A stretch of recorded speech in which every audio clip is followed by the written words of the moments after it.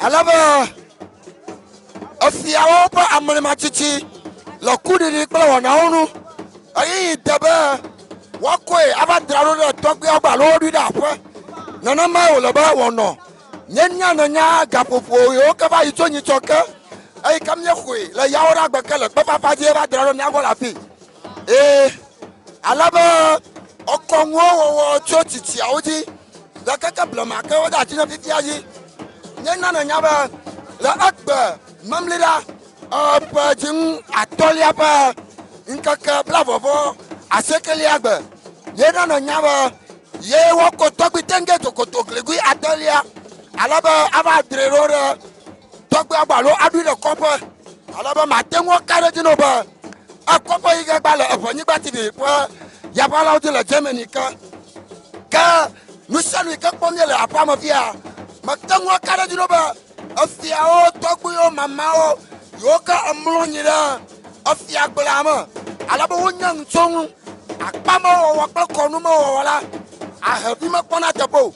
Anu ikata mayeba ahavia nyaba. Nanyaba ma da sukuola. Ahavia nanyana suku dada. Nanyaba o afanu wam. Alo de afa. Alo wafala. Ye ma adutona akpamao ma kota palo mo khofola ka ahavie na nyema kakala akpama ayonya togbu ngalo afiabanu mola anya pakplo ya la manya fie nyenyo dai manya fie nyenyo ko yesu ahavi ana fiabanu wona togbi tenge jokotoklegui atelia afia ta okonu nda share ko wala akura fia okplame okala fiabo wona o mako magata gbereju no wanye pakplo la havie ninya ni akpo akpama otapo kama tonwo kareju no aba afia wo otapa alaba okonu mamla do wunu ema ni ikoga akoko ate adaka abale ka ko woni ena ya tojo ira ya to church tobo ai manu pomno people lai afi ko klero la makareji ba church to o sopo gao alaba nu pola ga ro gbogbo mo nu pola o wole ekhoma wo ko konwo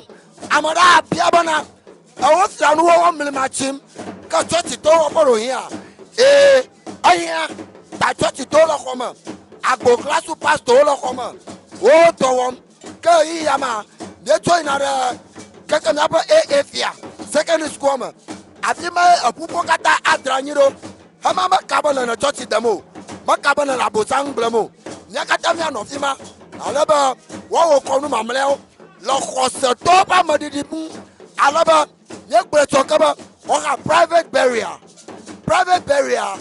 aika america makpo atapo kana gba afia oko america dutona afia glama baga ngobo nela Ewenyigba TV chokeka Germany ka bakoko dasina Africa juko Ghana amunto mo ya balaji mele keton konya British Clerk agbanyo Sin Clerk 1 yo rega le jeje ma bia bi over agbonu afia bo khloну re afia bo pupololi atribu pololi kakari yawa otona nya atobali afuya ofuna ika manya fuko nya pomolo anya gbogbo di na lama anya ike na gbla bale kana do je no viola o pro ni le afugba ma alama odi na ma manya bale ka na koti apo fuji odi ko anya gbogbo nya afugba de sare ko prola na mala hajiji mo ano anya gbogbo ma kama je ma gboro no ba wo manya me o ka do klo na agba ona la tobi tenke jokoto gligui adelia wa wona nu la aku ba di ba wona amle matiti abravo foli ameoka amata toto bla angoli owo bla nu sanu ko wona la togbe ogbo tititi hato kaka afiri kamye toto ile ife la kaka Nigeria wa tukoma habari dire Ghana wona modi kakala yi kpira la Ewenyigba TV bo wona odia mahi kokobero oka nglobo written click agbanyo sin click 1 yelo mi agbo bala agbe ti won topon kakabla avovo aseke agbe so ale ikamye gbere kaka nyi choke na ba me ko togbi akoko ba tare mi agbo alaba atumavio afiao fiagao pla atumafio afuno domo sogevio wo gbagba de share jemba yo ba jina fa kaka mala fafamo alaba togbi manya togbi ko nyo afiao li nyama gbo kaka togbi tenge jokoto gligui adelia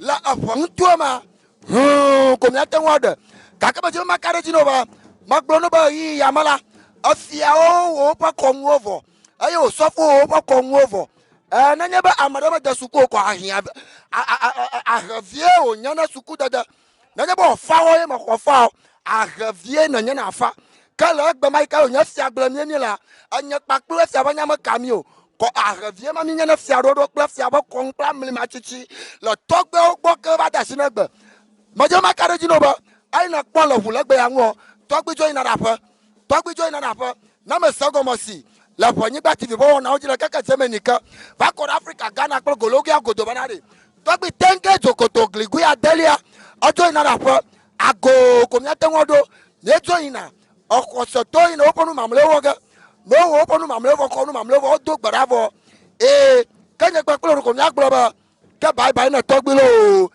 gbara nunya mi to ko la fika ko so to ko miro alama mi awonu mamlewo maga nglobo Ewenyigba TV la Jemenika aganu sanu kokko beno nyenton konya written click agbanyo sin click 1 manana nya magbele no mako jinya so agba togbi join apa togbi tenge jokoto gligui adeglia magbele no ba join na apa magbele no manya fia ko onyo afia dranyare toko kanyi choka mano nkoli fon kokko cho afia ika togbi onya na leba mi fonu cho amugo fogo alo anglo traditional area kokko ba kora emnyabo nyako fi magbele no banare la Ewenyigba TV bona je la Jemenika manana nya banare awo mi kaka ga wo modo ayata go ya de mala kanya baba sasa ba go de mamala nyako je ma da goro bora nyako na bora wodonu nana maola nana va amuntu malo gbeglofa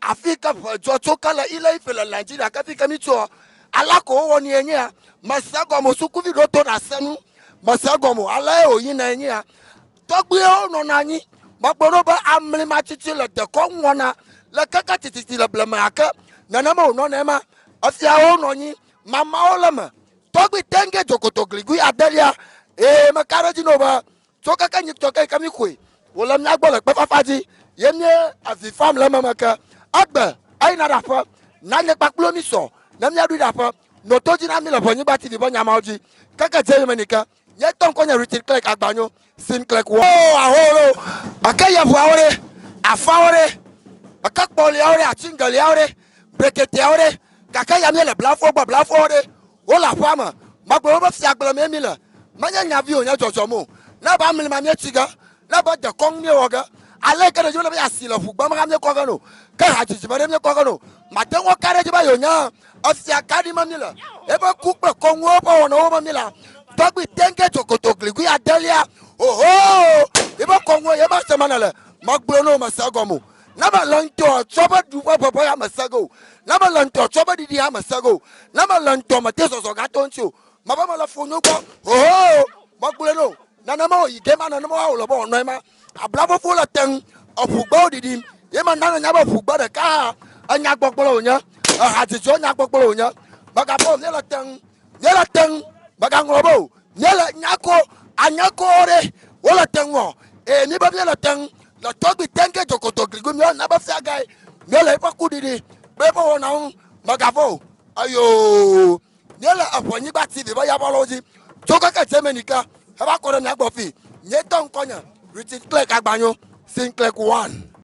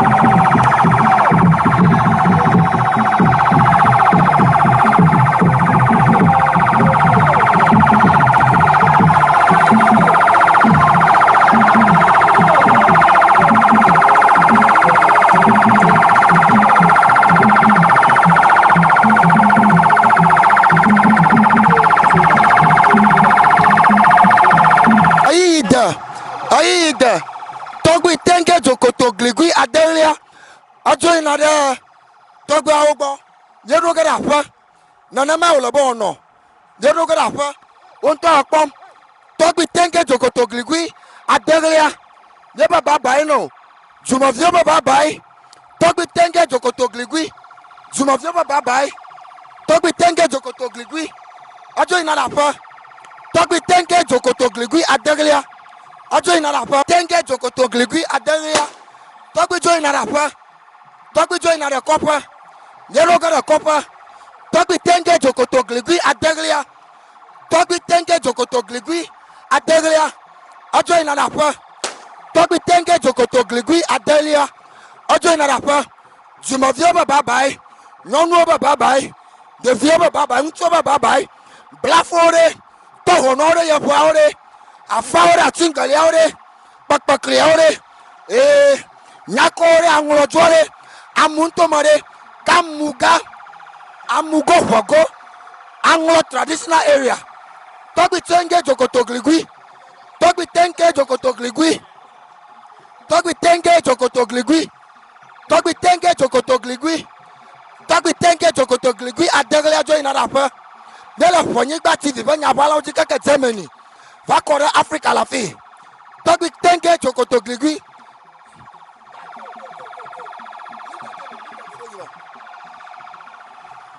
Togui Tenke Jokoto Gligui Adelia. Ajoin Arapa. Yema Pomnele. Malagbogbolo crowd. Afi kaka. Ago. Nyako joba Togui Akba. Nyako joba re. Togui Akba no. Nyako joba kata gbogbolo manare. Togui Kede nuit. Togui Tenke Jokoto Gligui, la Ewenyigba TV Germany, Poya Balaji, Deba Akba, Nyako Joba Babai, Nyako Joba Babai Naolo, Nyako Joba, leave it, Nyako Joba Babai, Togui, Daponue, Nahadanue, Togui Nahadanue, Nyako Jola Vifafa Gagaji, Anglo Jola Vifafa Gagaji. Nyako la vifafa gagaji. Nyako la vifafa gagaji. Nyako la vifafa gagaji. Nyako kata nglojo kata. Nye la vifam. Go. Nye la vifafa gagaji. Nye la vifafa gagaji. Nyako vifafa gagaji. Togui Tenke Jokoto Gligui. Nyeba babai. Togui babai lo. Togui babai. Togui ne daponue. Nyako jobane daponue, Anglo jobane daponue, Amuga Hogo, Amuntomaga, Amugo Hogo, Nebane daponue, Togui Tenke Jokoto Gligui, Fiaga, Hona Amugo Hogo, Anglo traditional area, Fiaga, Hona Amugo Hogo, Neba daponue. Nyako joba, ao, fika yoga pole. nyako joba ao fike yoga pole angulo joba ao o togbire fike yoga okpogala nyako joba ao fike yoga okpogala angulo joba ao fike yoga okpogala amugo pogo ola vi papaji oba fike yoga pole o togbire laka yoga oga fiakpe yoba jigba yola vi papaji yo hahadam yola vi papaji yoba mokaya yoba mochiya lake yo oge nanyaba yoga kpo togbi agado yo tepare do ma hin ado babena yo amugo fogo pofia guy nanyana yo ka Bataclan oba yoba jigba Bataclan aba yoba jigba Bataclan oba yoba jigba Zufia nanya hana nyako ao togbi baba togbi baba togbi baba togbi baba togbi baba togbi baba togbi baba togbi baba togbi baba togbi baba togbi baba togbi baba togbi nebe baba baba ayikore odona ota togbi ayikore odona ota togbi tenge jokoto gligui togbi tenge jokoto gligui togbi tenge jokoto gligui togbi tenge jokoto gligui togbi tenge jokoto gligui Ewenyigba TV Ewenyigba TV boyo ni papli o Ewenyigba TV boyo ni papli o amuntu makata bo so review ba yoba jigba amuntu bo so review nyako oba baba nyako bo le la fifa faji bawo togbi amaga no yin no gene yo togbi awo togbi are ke magali o la ko ga yo la aga po togbi va vito le nyako juma va vito le amugantoma ka amugo fogore la ka yo oga aga po togbi togbi baba togbi baba togbi baba togbi baba togbi baba togbi baba baba baba baba baba baba togbi tenge jokoto gligui adelia fiaga ana amugo pogo our traditional area aye wo make ganya the head of Bataclan ao togbi Zufia na ndene nyako la viji nyako ne la viji nyako ne la viji nyako ne la viji nyako la viji ne la viji kan nyako la viji togbi tenge jokote gligui adelia togbi tenge jokoto gligui adelia togbi tenge jokoto gligui adelia togbi tenge jokoto gligui adelia togbi tenge jokoto gligui adelia ajo ikopo nyako baba na o bo fito katakata osagba badagba osagba o baba no fike yo ga pola owo togbi ke yo bure fike yo ga pola ofuno doma ore nyako ore de kakpe ore tugbaje ore la Ewenyigba TV wonya oji togbi tenge jokoto gligui adelia togbi tenge jokoto gligui adelia beba bye komiate wade adromi na yaba nyaga po togbi ara adromi pe na yaba nyaga po togbi ara gakama hala na ma akpa opojuko ola tarasi awo togbi ara ka magalio awo togbi ara ka magalio awo togbi ara ka magalio nyaba jigba ne la fifa faji ne plasita ao lekeni oge na yaba nyaga po togbi ara re do mahi anyo Togbi tenge jokoto gligui adaglia. Fiaga onya. Hana amugo bogo. Bla Anglo traditional area. Jufia. Hana nyako. Atata onya. Hana Bataclan. Nana maola. Ao. Epa gbonon kakao mare. Maka ga tengwa we na mi abayike na. Togbi baba. Nyakoba baba. La Ewenyigba TV ba ya baloji lo te Germany kan. Eba Korea Africa ju come. Ha Korea Ghana. Bla amuntu me la fi.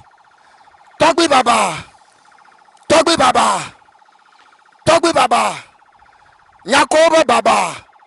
Angloba baba. Nyakoba baba. Angloba baba. Nyakoba baba. Angloba yo plasita. Yo vifam. Yo ba jiogba. Lake yo oge. Ata yo dum. Yo ga po Togbi ya.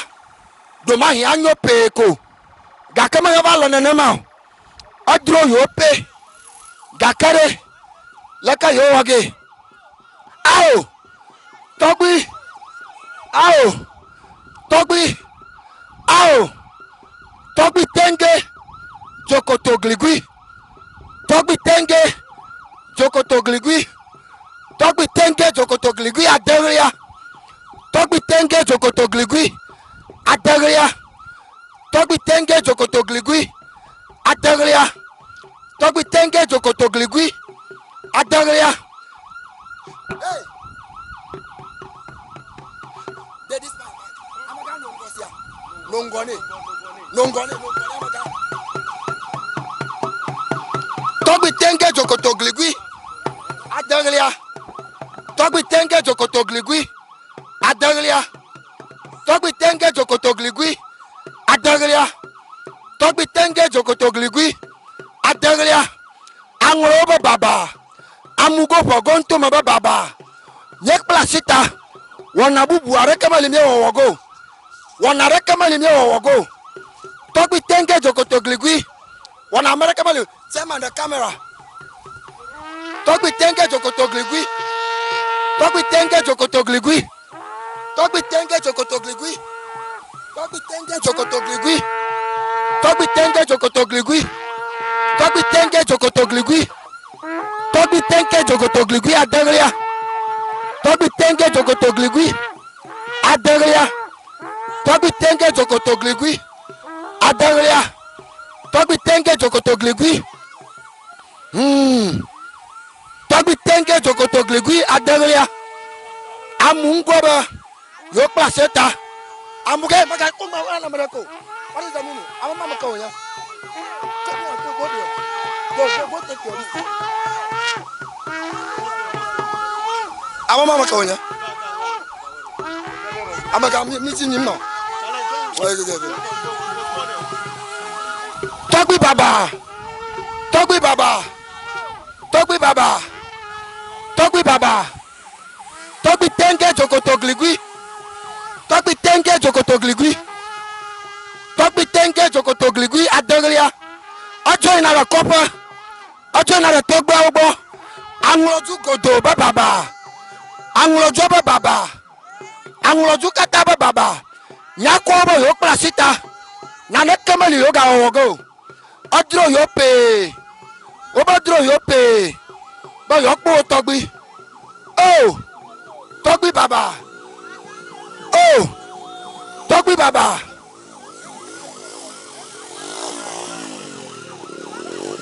Togbi baba. Togbi baba.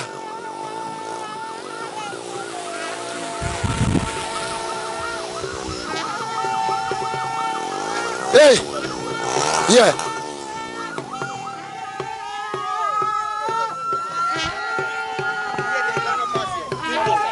Okay. You go. Togbi tenge jokoto gligui adaglia. Togbi tenge jokoto gligui adaglia jo ina kopa. Togbi tenge jokoto gligui adaglia. Togbi tenge jokoto gligui adaglia.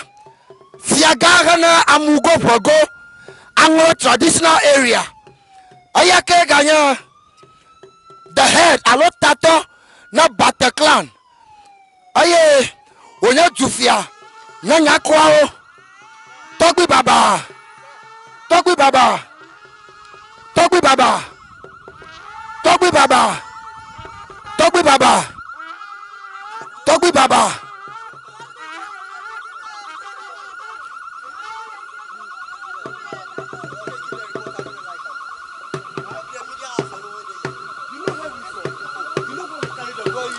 Chairman. Leave arrest. You are here to do your work. Leave that man.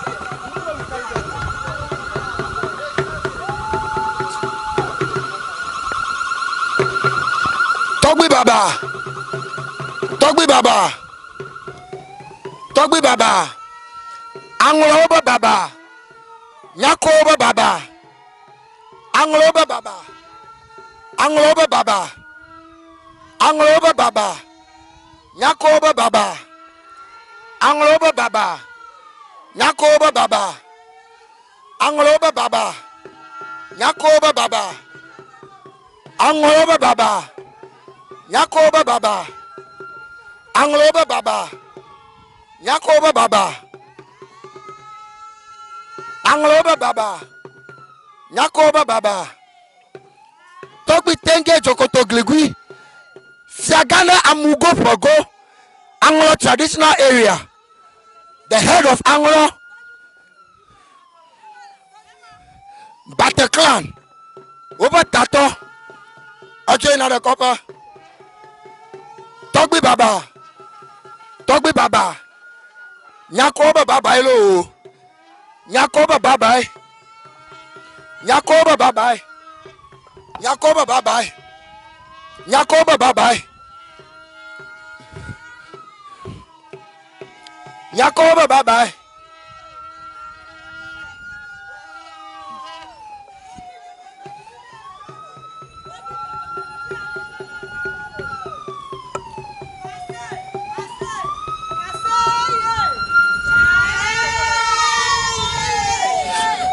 Togbi tenge jokoto gligui adaglia. Togbi tenge jokoto gligui adaglia. Togbi tenge jokoto gligui adaglia. Togbi tenge jokoto gligui adaglia. Togbi tenge jokoto gligui adaglia. Angloba Baba now. Nyakoba Baba now.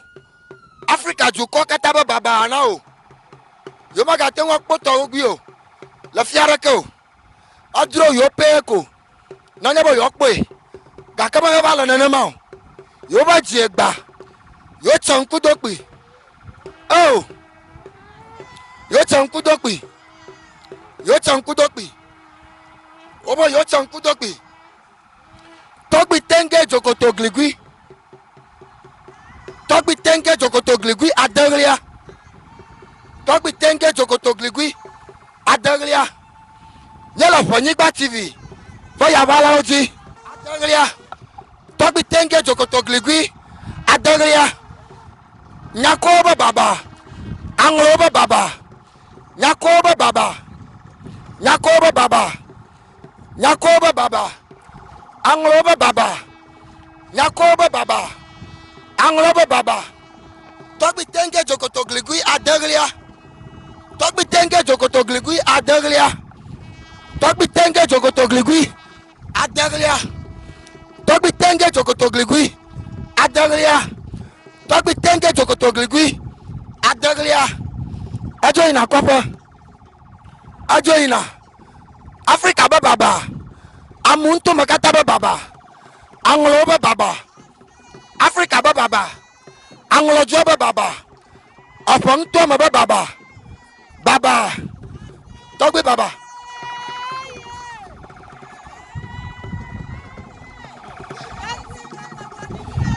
Togbi tenge jokoto gligui adaglia. Adaglia. Adaglia. Adaglia. Adaglia. Adaglia. Adaglia. Togbi tenge jokoto gligui adaglia. Abe joy kopa. Togbi tenge jokotogligui. Adaglia. Aba ijo ikopa. Aba ijo ikopa. Akpa. Akpa.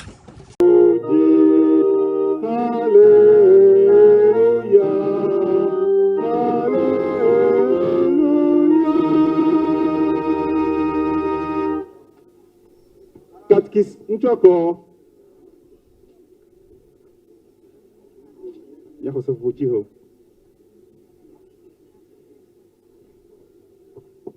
Akpa Sabochiha Omeni Ella Togbipa Arakashi Bantocho Astronologbo Avaliacho Atoyovia Ogo Thomas Bla Nana Kesi Atoliacho Togbi Ovia Ogo Bubucho Mama Gani Adofa Viobo Bubucho Set Jokotogbo Adelacho Felicia Jokoto Gionugbo Momlacho Togbi Tofa Vio Ivy Pla Robert Bo Ogata Ocho Barakago Glomba Togbi Mielongo Vie Daka Wala Long Jujo Lentiva Farmer.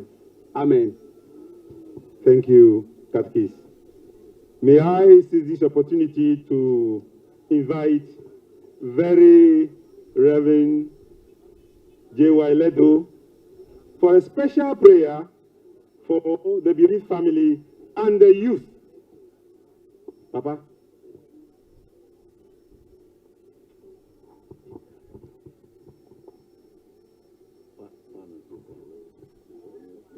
Tenge Jokotogligui youth, Omiayong Miva Fifly, Noto Bodamiata. Bishop Mila Bino Chitra to Bodamiata for the reunion. Please. Morako, over to you. Ewo Mao Musen Katanto. Yapo la black wepe Jochupe. Yapo Yesu Christo, Nala Jojola Hema.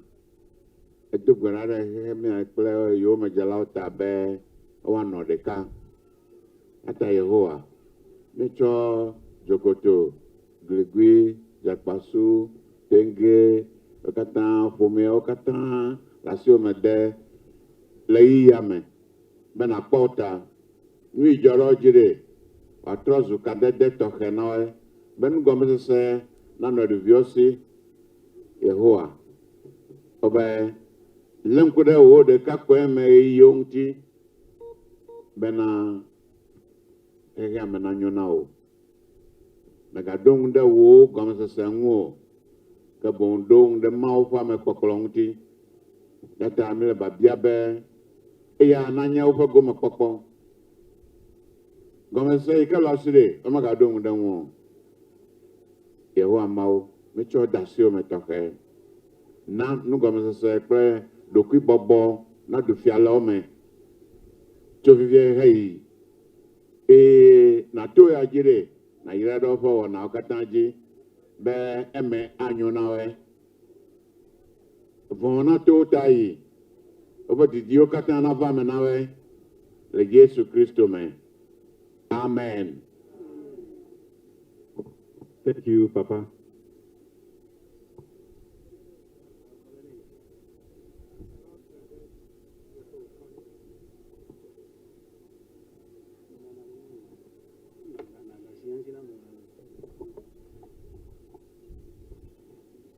Recognitions. We have in our midst very distinguished guests. I'll deal with the clergy, and the official MC of the day will deal with the other guests in our midst. We have very Reverend J.Y. Ledo, the former moderator of the Evangelical Presbyterian Church Ghana, here with us. We have the clerk of the General Assembly of the EPCG, the one who gave the sermon for the day, Reverend Dr. Eʋe Culture, in our midst. We are so blessed by. We have Reverend Dr. Eʋe Culture, the president of EP Pastor Association and the parish pastor of the Tema Committee 1, the Lanwo Parish. We are blessed and from Tema. God bless you. Commander retired.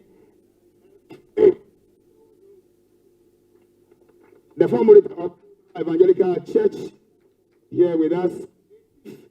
We are blessed, Papa. We have the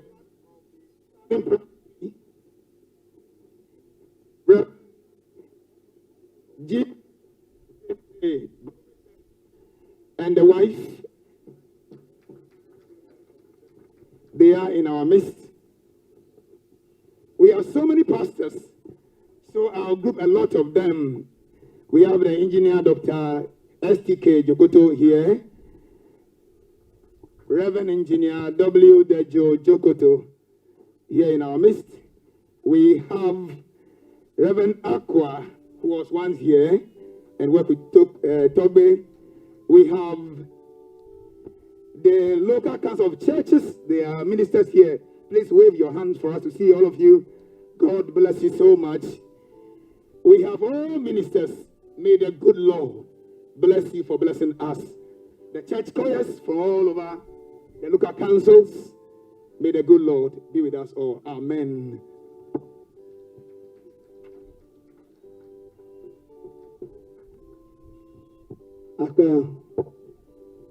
Maraku Anglo Kocheklo, Anglo Godon Levi, Duno Amma Masamanya, Nakatira Kano Jumabino, Haja Kataka, Abaya Dashira water tebe, Gamano Galino, Gacho Apada water tebe, Nuno to poor Toji, Maglinao, Alaba Anglo Kocheklo, Miato, Anglo appellation, Ema, Ayata.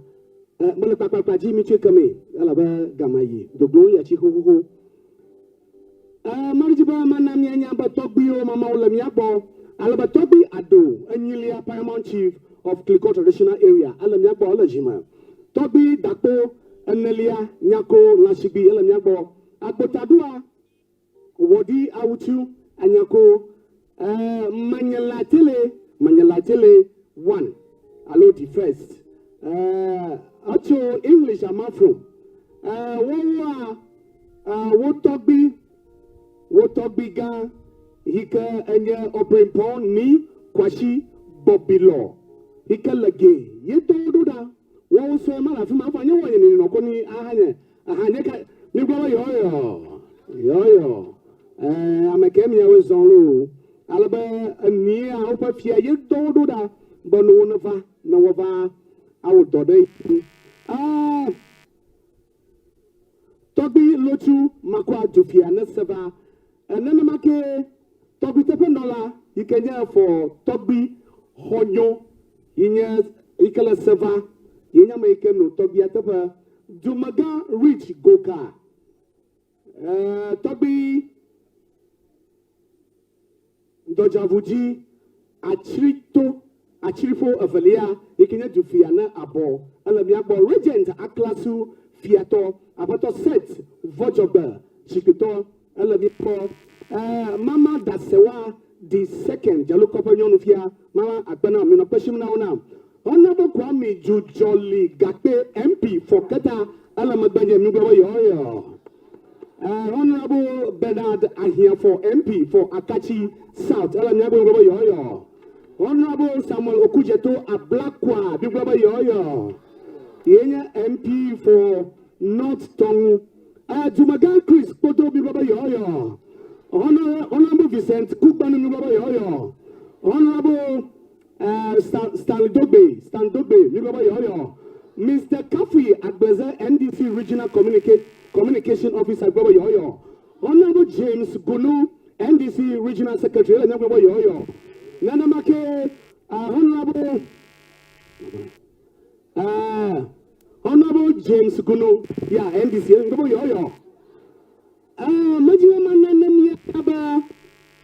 His Excellency, the former President of Ghana, John Dramani Mahama, Alaba Nomia Bogba, Alaba Gaka, a Doda, a Ye, not to Copodo, Lafugodo, Ayata, Ado, Upper Dola Ododa, Alaba Dodo, Roda, Alula.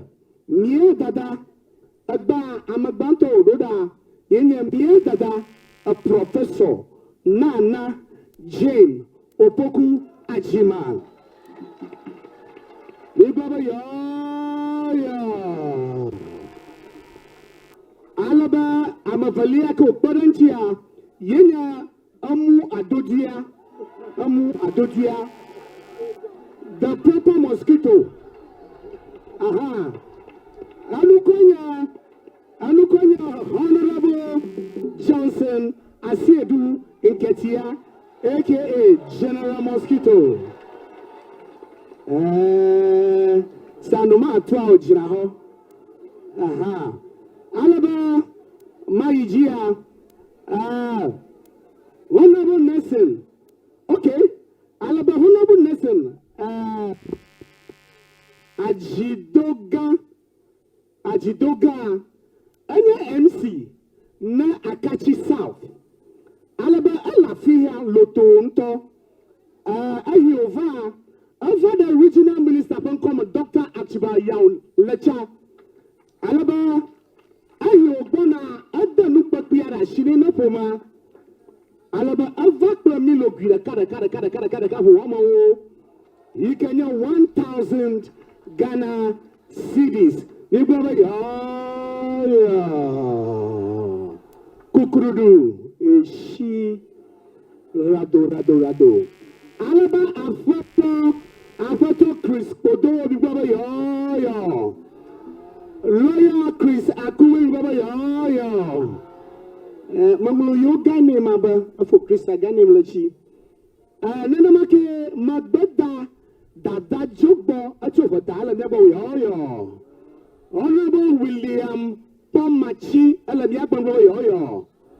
Now, members of Eʋe Culture, Wawenya Tobi Juho, Evelia, Kliko, Gliji, Tobi Haibo, Evelia, Nachi Copper, Joja, Mochi Evelia, Tobi Mochi Evelia, Yacho Kliko, Agbolu Copper, Mama Ahlai Evelia, Yacho Kliko, Nanamake Tobi Zomalo Evelia, Tolia, Acho Atitati, Vata, Tobi Dala Anini, Atolia Dufia, Nachama, Apato Mauko Jikunu of Glory Oil.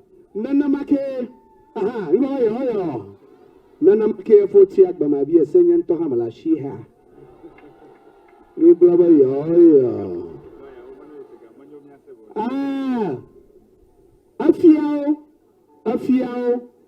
Afiao pla amayo machachawa maraku mikata me gada lawyer chega pa apama ashima ye no chila apa alaba anye papi oshia nyelele chi atepe bado tachi gala shia miagro ni gaira shima unya la shima ikola shia ha. Now at the moment magbanani ba the former president, John Dramani Mahama, Adu Dolauda, Professor Nana, the General Mosquito, Alaba Enya Kereloshi, Uncle Kelecho, Economy. Without much ado, I want to call on the honorables and the professors of Nana Jane, and Nketia, General Mosquito. Okay, Mosquito, boy, you kata oblata, Majiva Gagla Yina Marako. Okay, all right. Marakumiva. General.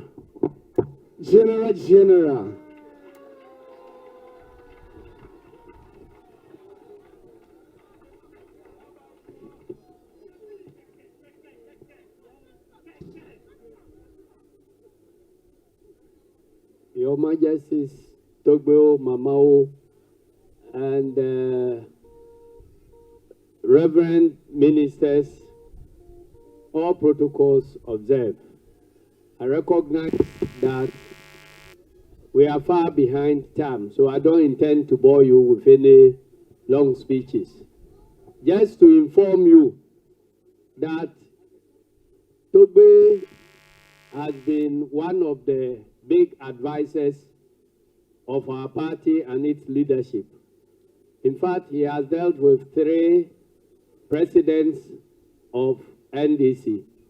And so when we were informed about his homegoing, we all promise with our leader, President Mahama, that God willing, we will bring a strong delegation led by President Mahama himself.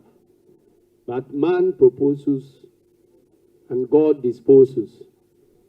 You are all aware that a few days ago, President Mahama was invited by the African Union to go and help in the peacemaking process of countries that are in conflict in our African sub-region. And because of that, he's unable to be with us here today. But he called and delegated his capable running mate for the 2020 elections, Professor Nana Jane Opoku-Agyeman, myself, and our members of parliament to lead a delegation to come and help give Togbe a befitting farewell. So that's why we are here. So on behalf of His Excellency President John Dramani Mahama, we have some assorted drinks here. We know it is not good to be displaying drinks in front of pastors, but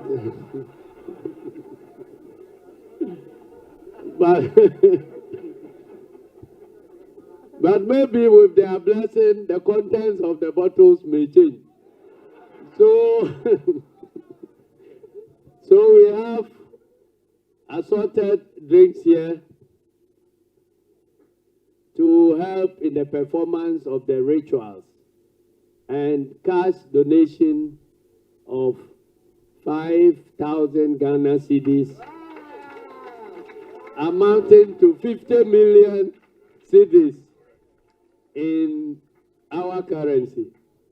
So, without wasting any more time, want to wish the family, the bereaved family, and Anyako community and Anglo traditional area our deepest condolences, and we hope that we may get a suitable replacement to fill the big shoes that have been left behind by Togbe Yoko.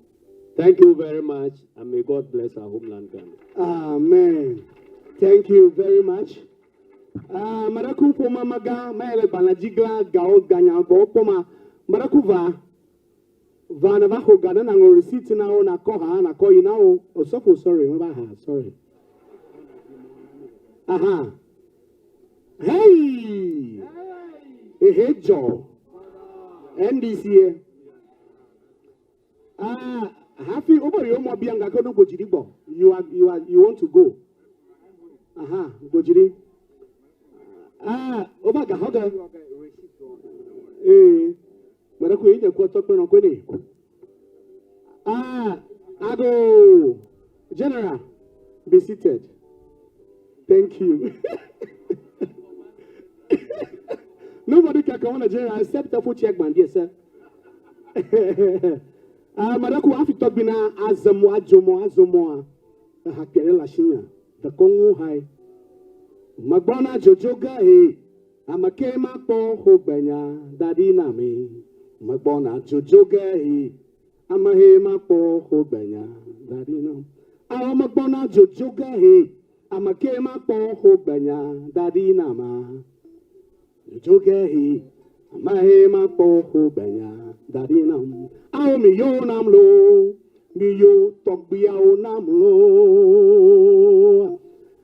mi yo namlo mi yo sonye anamde magbona jojoga he amake mapo hogbenya dadi na ma magbona jojoga he amahe mapo hogbenya magbona jojoga he amake mapo hogbenya dadi na ma magbona jojoga he amahe mapo hogbenya dadi na mi yo namlo mi yo vinya o namlo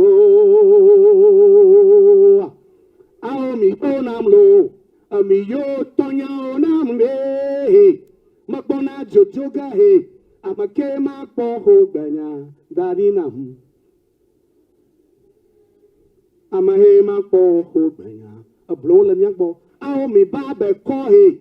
I wanna menyo Jimmy Kra to home. Okay. Me babe ko he. Thank you. I wanna menyo Jimmy Kra to home. Aho mi babe ko he. I wanna menyo Jimmy Kra to home. Me babe ko he. I wanna menyo Jimmy Kra to home. Aho mo friend o mam lo. I'm a friend, me no mommy. Thank you. I'm a friend of mammy. Okay. I'm a friend in Jana mommy. Me baba kohe. I wanna menyo Jimmy Kra to home. Me baba kohe. I'm a kema koho benya. Darinam. Hallelujah. General Mosquito and Nana Professor Jane Opoku Ajima want to ask for a leave. Alaba wuchibo yo dashina adashashimona tokuyo. Alaba no kamavwa wucho walaba dogalo shi lo oti ayata wucho ta maraku. Professor and General, please you may go now. God richly bless you. Safe journey. Nanoboko wanobla. Over to you.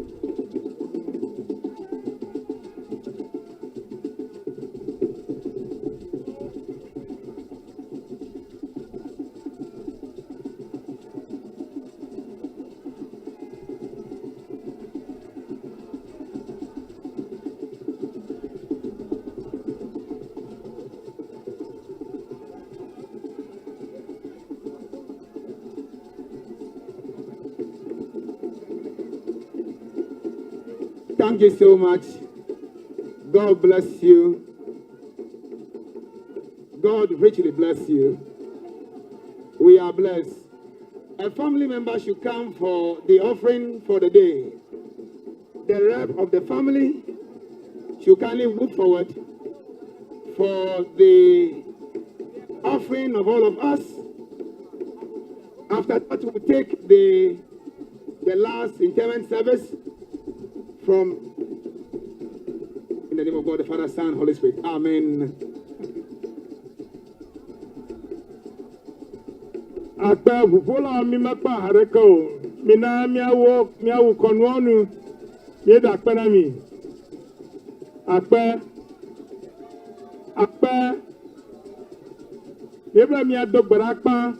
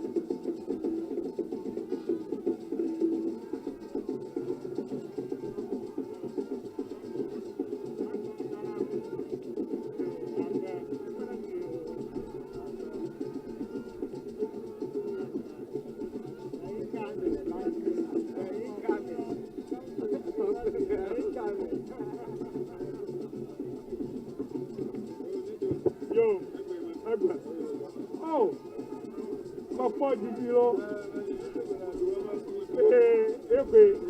Jijire. Apa. Yo, mina mia dogbara.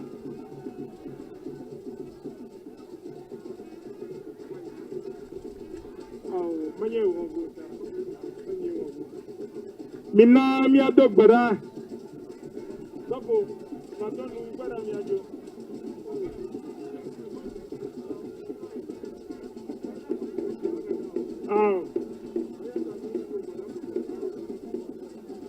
Afoto miamau lusakatanto mie dakpena mie kafuore wo domanyo pro amanuva ta ashmekane we bobe be mie tawu subo yan ve mianu be amayo gato jiji fakla pifo eno wo vokan e o domo o po mozozo na nye ragbe e wada afama dadie mire kukunova magana joro mina joro khayamao kabon agba nano agba munami va nyakoduko va angloduko e na ragbe na va miaji le miapa gbashia gbafa gbagbazozo me mire kukunao nemiele gagara kana watrozu gagave e achina chi ashimanami e kana chi ashimanami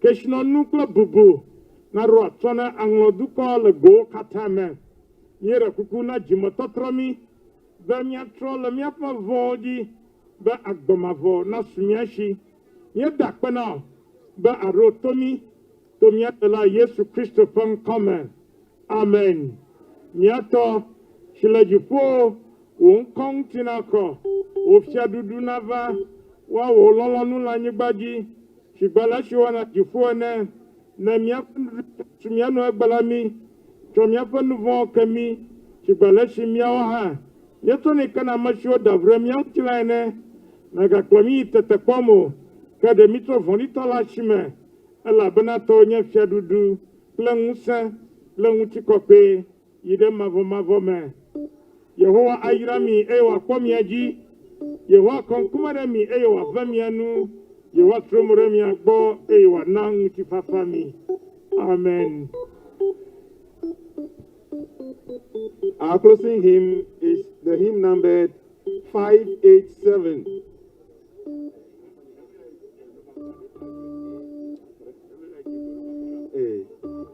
Hajiji alafa tombla niveau abdranlia Pipigbanto, Namia Velia Jim Kova Kora Kamia Jo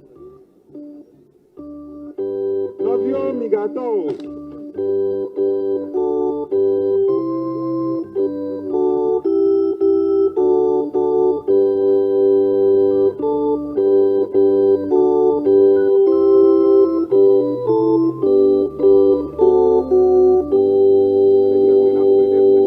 Acho Salameleji Legbado Fome Akufo Managara Miaji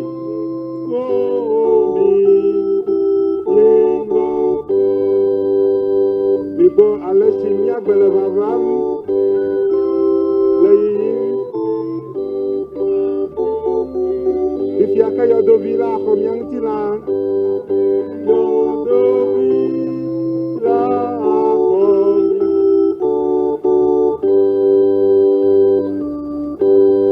Adakacholo ne dore dome ako daka.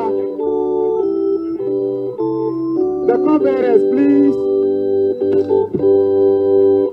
Come over. You jolly jipoko, jipoko, you jolly. Yalo togere oi kanala.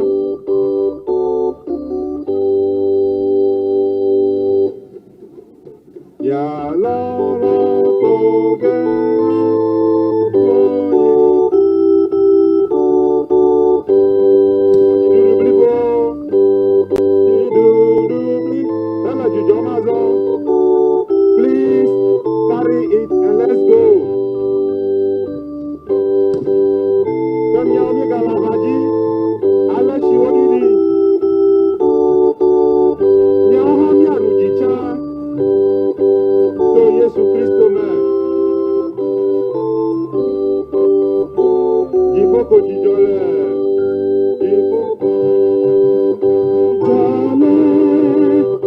Jifeko, Judan.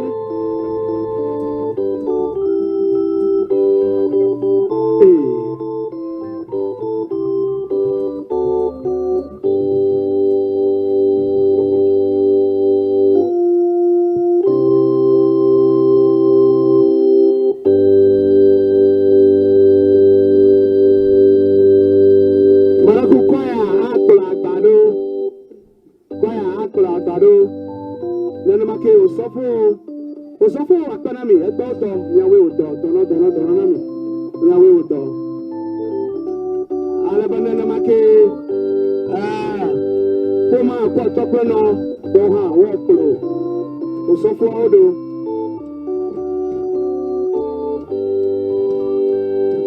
Alabi agbo.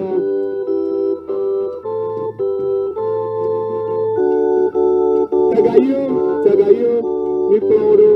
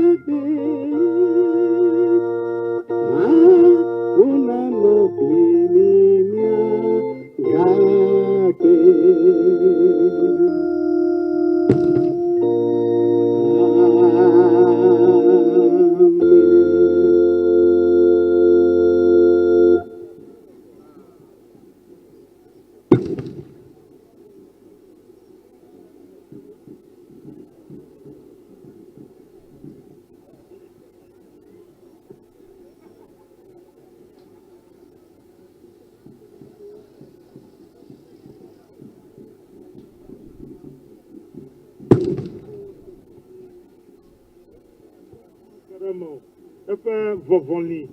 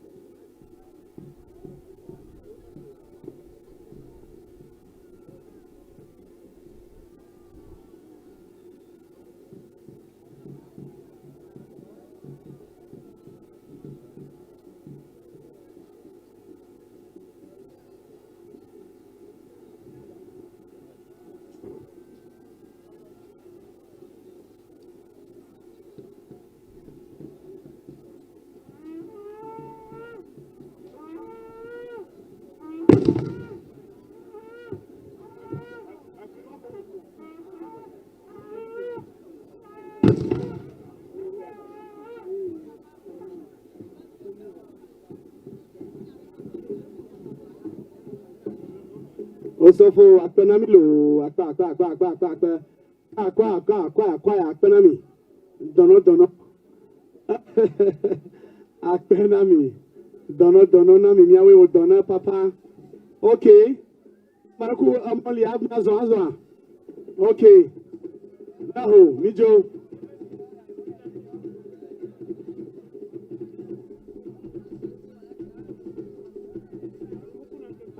Okay, maraku bifia.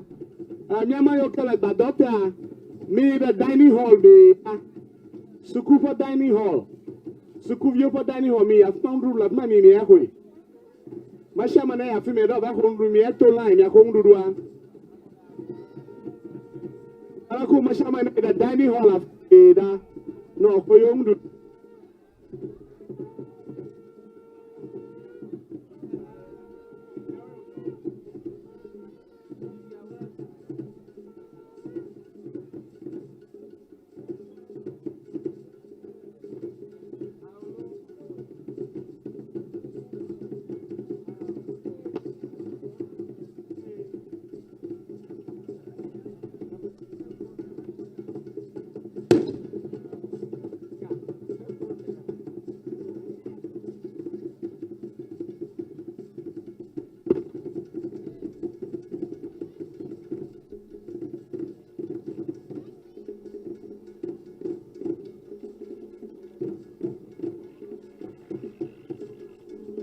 Toby, Naya, Nathaniel.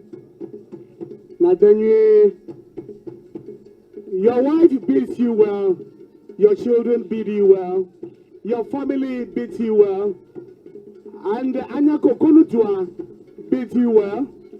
Everybody here beat you well. Neba Naya, Nathaniel. Najujalong Tifa Farmer. Vio. Otobio. Wokata na denye baba hanao baba mafano awe vawodo na ya jujo le mti fafama mauna no nyipleo badagba nyagadogo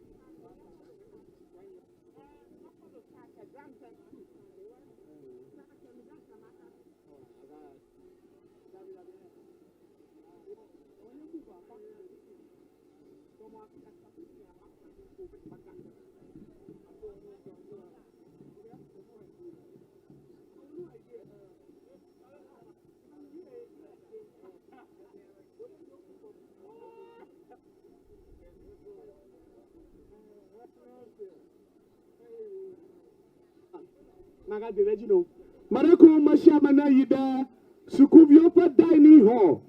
Mashamana Punyashi Anyashi Pomanyashi Lehi. Yemeda Mashamana Rafi Meda. No, home Dudu. Undudo la Fima Wople Daddy. Haya Fima Navajo Undudu. Anya Kokonu Dwaja. Lolao Falao. Mashamana Yafu Wako Yom Dudu no Dulo Atanami.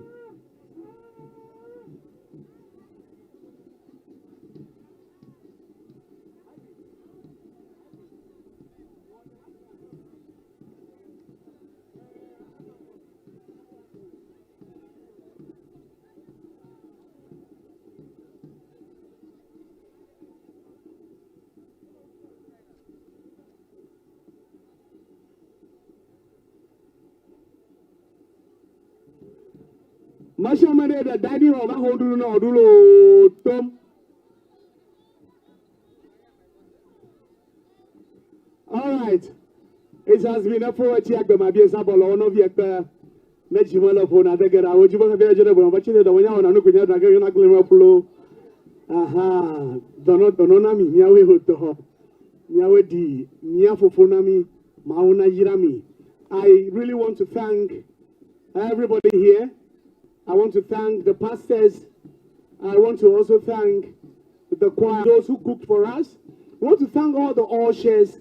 We want to thank all the Togbio and Mamao. We want to thank the technicians. We want to thank Ewenyigba TV. We want to thank you. We want to thank Askan. Are you Askan? Ekan. We want to thank, he can. We want to thank He Can production team and Quest Media for this very awesome and very precious and wonderful serious job that they have done. We thank you so much for actually selling the town Anya Kokonu into the world. We want to thank you for the yeoman job. We want to thank you for your coordination your camera works, your switching, your sound work, and in fact, you've done so much when we talk about production. I want to thank the gentleman who has been shouting after eating a clear, interviewing all the sundry. We want to thank the CEO. We want to thank everybody. We want to thank Big Ben Multimedia Sounds. And we want to thank everybody. We want to thank the Zadonu Culture Troupe. We want to thank them too. We want to thank the Full Step. We want to thank you for your job and still on track.